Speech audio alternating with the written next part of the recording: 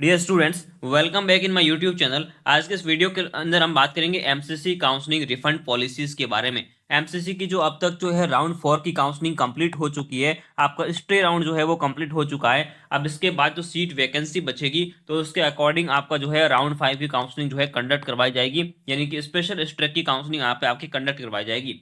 लेकिन जिन कैंडिडेट ने एडमिशन ले लिया है, जिन या फिर जिन कैंडिडेट ने आउट हो गए काउंसलिंग से, तो उनके मन में डाउट हो रहा है कि जो हमने सिक्योरिटी डिपॉजिट की थी वो हमारी जो सिक्योरिटी मनी है वो कब रिफंड होगी। जैसे कि जनरल कैटेगरी के कैंडिडेट ने यहाँ पे 11,000 रुपए फीस पे करी थी, जिसमें से 10,000 रुपए जो है आपके सिक्योरिटी मनी थी।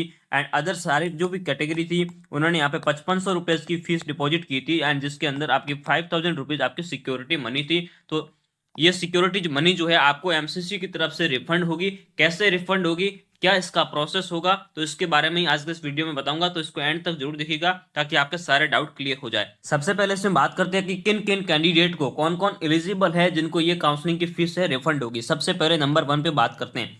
या अभी तक आपको कोई भी कॉलेज अगर अलॉट नहीं हुई है एमसीसी की काउंसलिंग में और आपने पार्टिसिपेट किया है, तो इस कंडीशन के अंदर आपको एमसीसी की तरफ से आपकी सिक्योरिटी मनी जो है वो आपको रिफंड कर दी जाएगी। नंबर 2 पर अगर बात करें, आपको कोई भी कॉलेज में आपको सीट अलॉट हुई थी एंड उस सीट को आपने वहां पे ज्वाइन कर दिया था, एडमिशन लेके सारा प्रोसेस कंप्लीट कर दिया था, उस कंडीशन में एमसीसी की तरफ से आपको ये सिक्योरिटी मनी जो है वो आपको रिफंड हो जाएगी। नंबर 3 पर बात करते हैं। आपने जो फ्री एग्जिट का जो रूल्स होता है उसके अकॉर्डिंग आपने एमसीसी की काउंसलिंग से फ्री एग्जिट लिया था एंड उसके बाद आपने काउंसलिंग में पार्टिसिपेट नहीं किया, या उसके बाद आपको कोई भी सीट अलॉट नहीं हुई थी, उस कंडीशन के अंदर आपको एमसीसी की तरफ से आपका सिक्योरिटी मनी जो है, सिक्योरिटी अमाउंट जो है वो आपको रिफंड कर दिया जाएगा।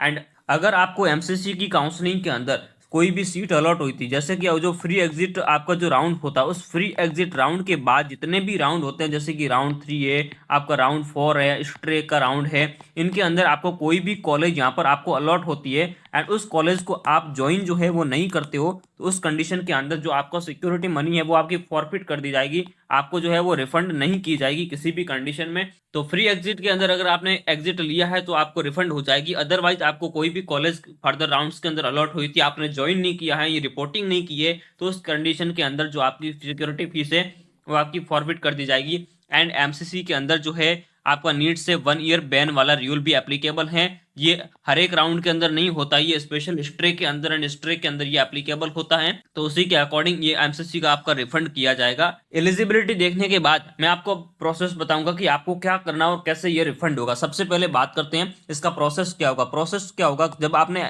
एमसीसी की काउंसलिंग में जब आपने फॉर्म फिल किया था उस टाइम पे आपने बैंक की डिटेल फिल करी थी। जो बैंक की डिटेल आपने फिल करी थी उसी बैंक में जो आपने पासबुक्स वगैरह अपलोड की होगी या कैंसल्ड चेक अपलोड किया होगा, account number and IFSC code जो डाले थे, उसी बैंक डिटेल के अंदर, उसी बैंक्स के अंदर जो है आपका एमसीसी की तरफ से सिक्योरिटी अमाउंट जो है वो रिफंड किया जाएगा। अदर किसी बैंक अकाउंट के अंदर आपको रिफंड नहीं किया। पहले क्या हुआ करता था कि जो जिस बैंक से आपने पेमेंट किया था उसी में रिफंड होता था, लेकिन अब जो है प्रोसेस एमसीसी ने चेंज कर दिया है। जो बैंक डिटेल आपने रिफंड के लिए जो फिल करी थी फॉर्म के अंदर, उसी के अंदर आपका जो है सारा रिफंड किया जाएगा। एंड टाइमिंग की बात करें, टाइमिंग एंड डेट की बात करें, तो ये जो रिफंड है जनरली रूल के अकॉर्डिंग आपको 45 डेज के अंदर एमसीसी का रिफंड मिलता है, लेकिन ये डेट एक्सटेंड भी होती है, टाइम एक्सटेंड भी होता है और कई बार 2 महीने भी लग जाते हैं, तो 2 मंथ तक आपको इसमें रिफंड मिल जाएगा। एक्सपेक्टेड अगर हम बात करें तो इस बार जो है आपका रिफंड आपको जनवरी एंडिंग तक आपको सबको प्रोवाइड कर दिया जाएगा एमसीसी की तरफ से। जब एमसीसी का राउंड 5 की काउंसलिंग भी, स्पेशल स्ट्रे की भी क्लोज हो जाएगी, उसके बाद से लेके जिस दिन एमसीसी की फाइनल राउंड की रिपोर्टिंग क्लोज होगी, उस दिन से लेकर 45 डेज का जो है एक टाइम बाउंड्रीज होती है, उसके अंदर एमसीसी रिफंड का प्रोसेस स्टार्ट करती है। और कई बार ये रिफंड का प्रोसेस 2 मंथ भी चला जाता है और थोड़ा बहुत एक्सटेंड भी हो जाता है, ऊपर भी चला जाता है। तो उसके अकॉर्डिंग जो है जो बैंक डिटेल आपने फॉर्म में फिल करी थी, उसी बैंक डिटेल के अंदर आपको जो है कंप्लीट आपका सिक्योरिटी अमाउंट रिफंड कर दिया जाएगा।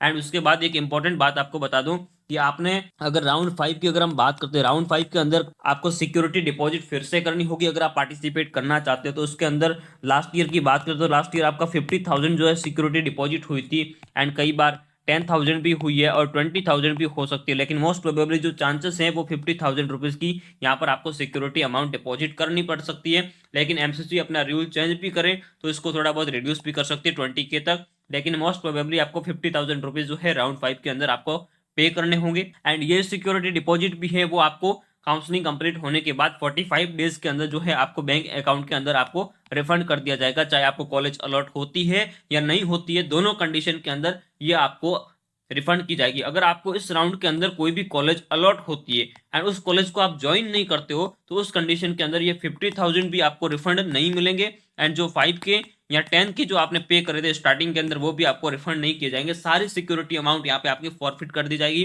तो काउंसलिंग के सारे रूल्स को ध्यान में रखते हुए एंड जो कॉलेज आपको चाहिए उसी कॉलेज को वहां पे आपको फिल करना है ताकि आपको जो भी अलॉट होती है आप उसको ज्वाइन कर पाओ और आपकी सिक्योरिटी मनी जो है वो आपको टाइमली आपको सही समय पर आपको रिफंड कर दी जाए।